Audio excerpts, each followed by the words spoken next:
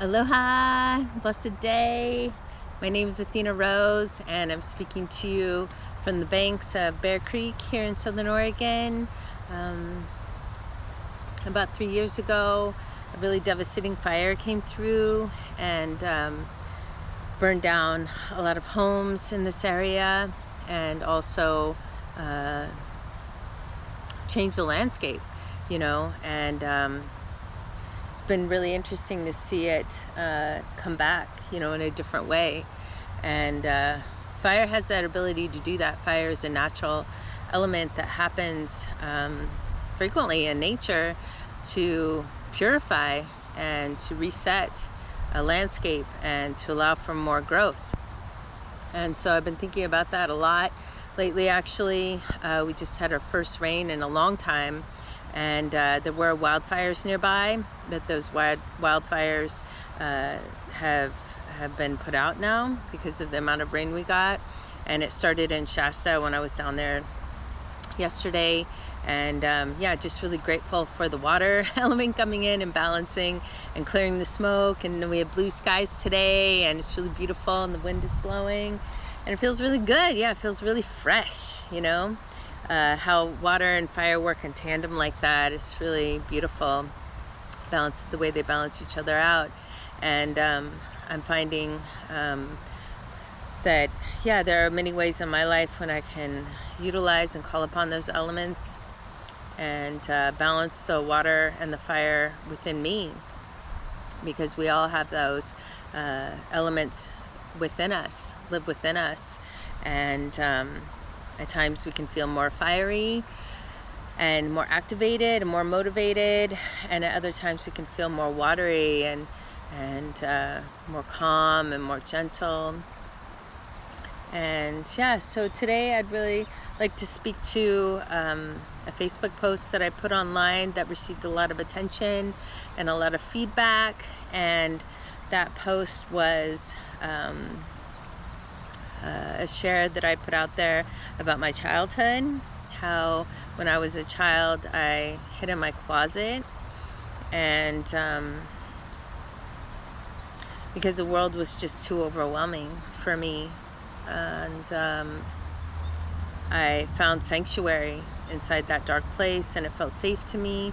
I felt frequently overwhelmed by the world, by the emotions that I felt, the unmet needs that I sensed in the world, just, the suffering that I was really feeling in my body. And I didn't know what to do with it, being a young child, about 6 or 7 years old, and feeling those strong emotions and not having the capacity to emotionally regulate and to get my needs met, and I didn't have anyone in my life to hold space for me.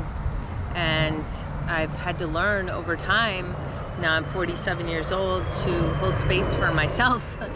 And certainly I have people in my life that hold space for me, and I'm so grateful for those people, for those kindred souls. But most of my adult life I've had to hold space for others and hold space for myself. And it's a gift, it's a real gift. And I learned a lot about myself through trial and error, through suffering and through pain. And I feel much more capable of regulating my emotions now, and for offering, to help others in those ways too. And I feel that is one of my gifts as an empath. And I know there are many highly sensitive people out there. In fact, that post on Facebook received a lot of attention and a lot of comments from others saying that they had similar experiences as children, and that, sharing what that was like for them. Like one woman shared that she made a bunk bed in her closet. And yeah, I remember being in there. It was just totally dark, and it was like a womb. It was like returning to the womb, and it felt so safe and so good. And I remember crying in there, like deep, deep cries. And yeah, definitely a lot of trauma I went through. I was actually shamed as a child for having strong emotions, and told to stop, and told to grow a thick skin and toughen up, and and I wasn't allowed to share. So I felt like I had to hide my emotions, which was even worse, you know. I mean, it's one thing to feel so much and have such strong emotions, but then to not be allowed to even express them is like torture, and it made me sick. I remember being sick a lot as a child. I don't know if there are those out there listening that may have had similar experiences as a highly sensitive child, feeling so much emotion and feeling, you know, sick, like those ailments to be manifested from from strong emotions and not being able to express it. It's like the energy of the emotion would get stuck in my body and I would feel sick. I would literally feel sick.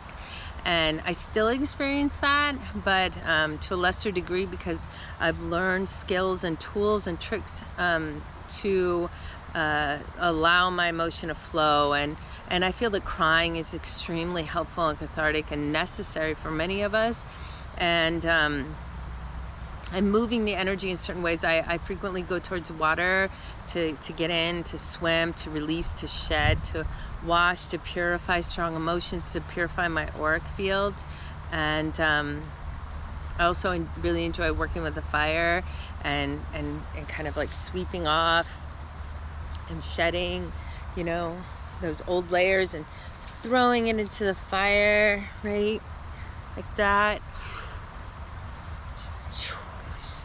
Yeah, like physically getting that emotion out, you know, letting it flow. It's not about suppressing.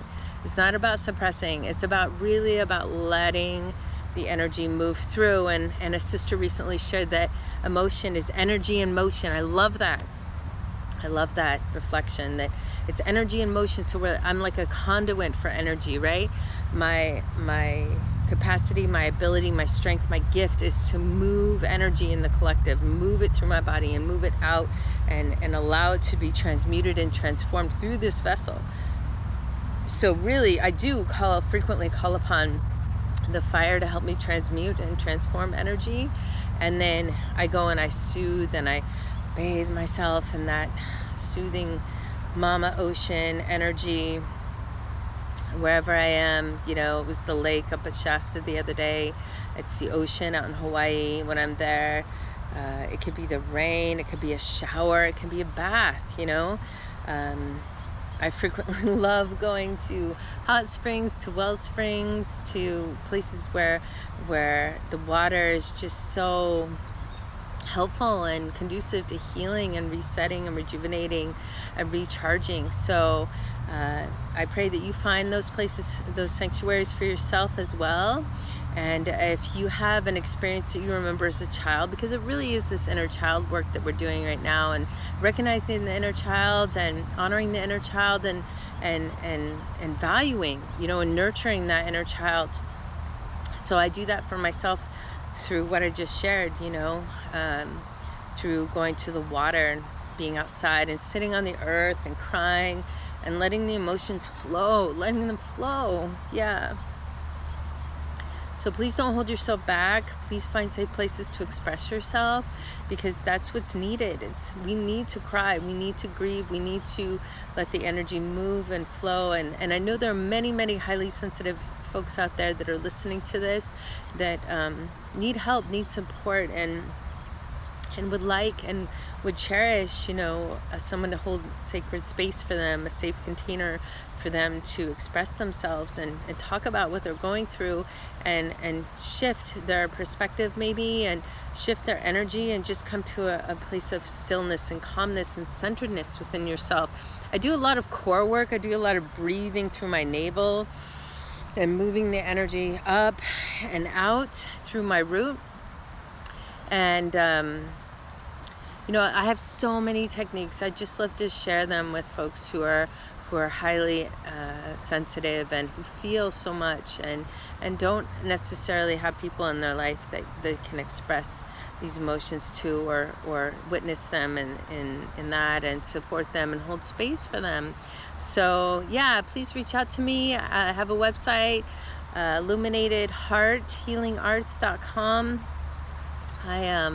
I'm on Facebook, Athena Rose Aloha, and yeah, I'm also on Instagram, and Twitter. And yeah, I just love to support folks who need some encouragement, some space holding right now. Really just encouragement to love yourself and honor yourself and value yourself. And I really appreciate those that are listening, that want to take care of themselves and want to learn new ways to cope and really help themselves out, in a good way, so they can manage their emotions better, they can have more capacity to self-regulate, and just feel more calm and more centered in their being. It's important, it's really important that we have these tools and we share these tools and we make them available to each other.